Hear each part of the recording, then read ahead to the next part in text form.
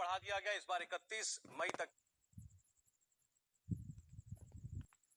के लिए लॉकडाउन 4 का ऐलान कर दिया गया है, लेकिन कुछ बड़ी रियायतें दी गई हैं।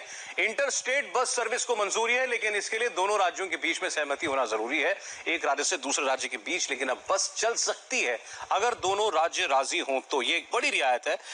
इसकी भी बहुत जरूरत थी, क्योंकि आर्थिक गतिविधि को बढ़ावा देने के लिए ये जरूरी है कि इंटरस्टेट मूवमेंट जो है वो शुरू हो। हवाई उड़ानों पर देश भर में अब भी रोक है, कोई हवाई जहाज नहीं उड़ेगा। मेट्रो भी देश के अंदर अभी फिलहाल नहीं चलने जा रही है। तो ये बस मूवमेंट जो है एक जिले के एक राज्य के अंदर और एक राज्य से दूसरे राज्य, ये भी सशर्त है।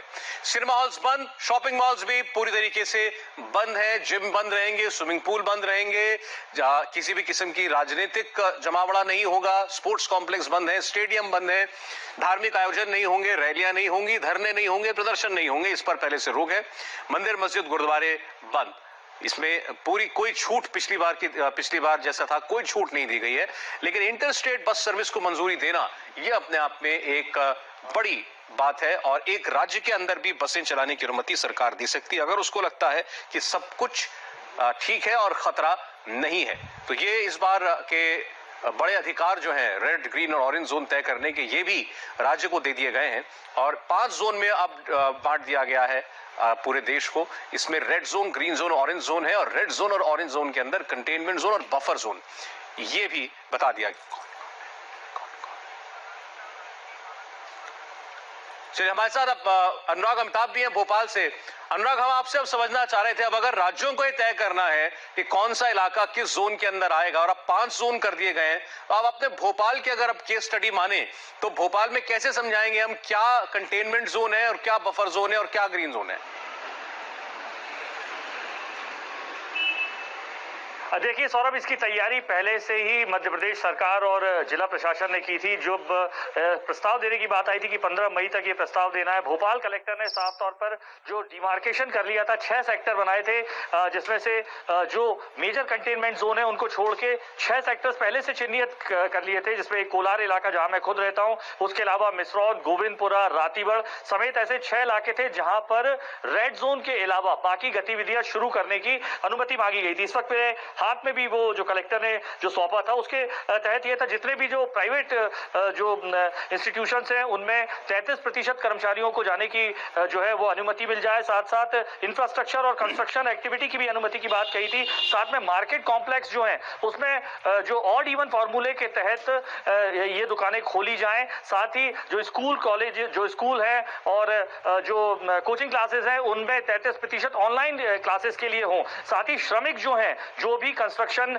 और इंफ्रास्ट्रक्चर कंपनी जो इंफ्रास्ट्रक्चर के लिए लगी हुई हैं, इसमें श्रमिक कंटेनमेंट जोन से ना आए, रेड जोन से ना आए। तो साफ तौर पर सरकार जो है पहले से तैयारी कर चुकी थी, भोपाल पहले से तैयारी कर चुका था इस तरीके की, और प्रस्ताव भी इसी तरीके से भेजा था कि जो रेड जोन में जो कंटेनमेंट जोन आता है उसको बफर जोन बना दिया जाए। बफर जोन बनाने के बाद 2 किलोमीटर का जो एरिया है वहां पर जो है पूरी तरीके से सख्ती की जाए, जो कि लेकिन जो इसके अलावा जो तकरीबन 6 सेक्टर्स जो मैंने गिनाए हैं आपको भोपाल में, इन सेक्टर्स में आर्थिक गतिविधियों को धीरे धीरे आपने जो बात बोली उसको समझाइए अनुराग। में भी अभी आपने बताया बफर जोन की डेफिनेशन अभी आप दे रहे थे जी। रेड जोन से लगा हुआ 2 किलोमीटर का इलाका बफर जोन माना जाएगा? जी जी जी।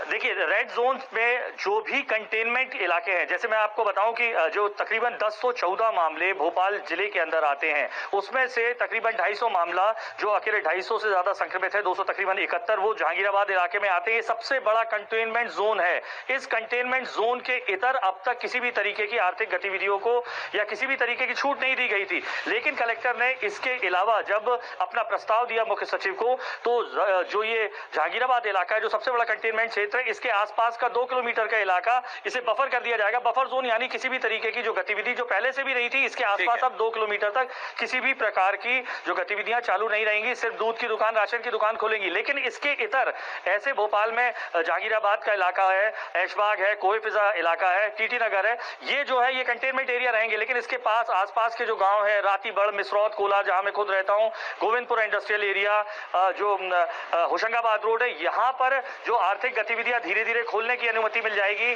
धीरे धीरे यहाँ पर जो ट्रांसपोर्टेशन है उसकी अनुमति देने की समझ गया मतलब कंटेनमेंट जोन जहां पर है अभी, क्योंकि थोड़ी कंफ्यूजन इस बात को लेकर के थी कि ये रेड, ऑरेंज और ग्रीन के बाद कंटेनमेंट जोन भी समझ में आता है कि जो एक्टिव जहां पर मामले हैं, कोई बिल्डिंग हो सकती है, कोई एक मोहल्ला हो सकता है, वो कंटेनमेंट जोन है। तो बफर जोन क्या है? जैसे अनुराग बता रहे हैं कि मध्य प्रदेश में बफर जोन माना गया है उस कंटेनमेंट जोन के आसपास के 2 किलोमीटर के इलाके को, यानी जो सख्तियां कंटेनमेंट जोन में होंगी वो उसके आसपास के 2 किलोमीटर के बफर जोन में भी होंगी, ताकि एक सेफ डिस्टेंस बनाया जाए कंटेनमेंट जोन का जहां पर कोरोना का एक्टिव मामला है और वो इलाके जहां पर मामले नहीं है। तो बीच का एक जो हिस्सा है उसके इर्द गिर्द का कंटेनमेंट जोन का, उसको बफर जोन माना जाएगा। ये भोपाल के वो मध्य प्रदेश की डेफिनेशन जो बता रहे थे, और यही समझ में भी आता है कि यही बफर जोन का मतलब भी होगा। आनंद, अगर इस गाइडलाइन को आप पढ़ें तो इसमें जो पॉइंट नंबर 8 है वो बहुत ज्यादा इंटरेस्टिंग भी है, और उससे लगता है कि रीडिंग बिटवीन द लाइंस करना पड़ेगा। उसमें लिखा है all other activities will be permitted except those which are specifically prohibited. जिन चीजों के बारे में स्पष्टता से लिख दिया गया है कि ये प्रतिबंधित हैं, उनके अलावा सारी गतिविधियों को अनुमति है। जी बिल्कुल, और ये राज्य सरकार को छोड़ दिया गया, यानी कि इस बार के जो गाइडलाइंस में राज्य सरकारों को पूरी ताकत दे दी गई, पूरी पावर्स दे दी गई है।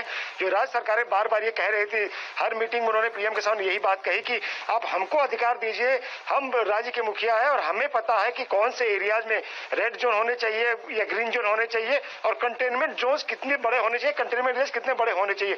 उसके अलावा जो भी एक्टिविटीज होनी है उसको छूट हमको देनी चाहिए। तो यही वजह है कि इस बार के गाइडलाइंस में ज्यादातर हिस्सा जो है राज्य सरकारों को दे दिया है कि आप अपने राज्यों के अधिकार तय करिए, यानी कि जो चीज होम मिनिस्ट्री गाइडलाइंस में है जिसको साफ मना किया गया, उसके अलावा राज्य सरकार चाहे जो भी एक्टिविटीज उसको शुरू करनी है वो शुरू कर सकती है, बशर्ते जो स्वास्थ्य मंत्रालय के जो गाइडलाइंस है उसके अनुसार वो चाहे तो उसको ध्यान में रखते हुए हर एक्टिविटी शुरू कर सकती है।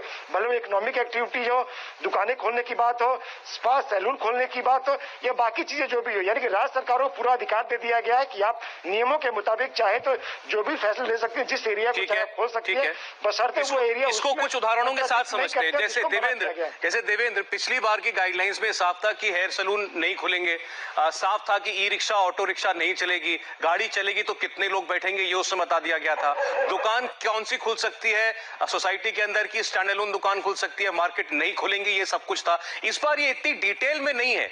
इसका मतलब क्या निकाला जाए? अब किसी शहर की सरकार अगर चाहती है तो बाजार भी खोल सकती है, वो रिक्शा भी चला सकती है, सब कुछ कर सकती है।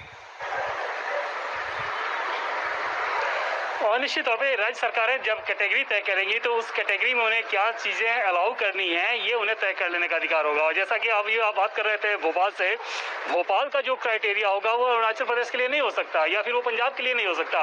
भोपाल की 2 किलोमीटर और अरुणाचल प्रदेश के 2 किलोमीटर में बहुत का फर्क आ जाएगा। तो उस हिसाब से जो चीज़ें आपको तय करनी है, क्योंकि स्थानीय प्रशासन को अधिकार दिया जा रहा है और स्थानीय प्रशासन वहाँ पे राज्य सरकार के मातहत काम करती है, तो वहाँ पर ये वेरी करेगा और ये फ्लेक्सिबिलिटी दी गई है राज्य सरकारों को। और उस फ्लेक्सिबिलिटी के तहत जो कैटेगरी वो रखेंगे उस कैटेगरी में क्या क्या एक्टिविटीज वो अलाउ कर सकते हैं, सिवाय उसके कि जिन्हें सीधे सीधे या तो प्रोहिबिटेड कर दिया गया है, इसके अलावा क्या चीजें वो अलाउ करेंगी ये उनके ऊपर निर्भर करेगा, हर एक राज्य सरकार के ऊपर। चलिए ठीक है, तो यानी अब राज्य सरकारें बताएंगी, अभी हर एडवाइजरी राज्य सरकार को जारी करनी पड़ेगी कि ये केंद्र की एडवाइजरी के बाद वो अपने राज्य में किस किस्म के प्रतिबंध और किस किस्म की छूट दे रहे हैं। लगातार इंडिया टीवी पर आपको इस लॉकडाउन 4 से जुड़ी हर छोटी से छोटी और बड़ी से बड़ी खबर लगातार मिल रही है। आप हमारे साथ बने रहिए।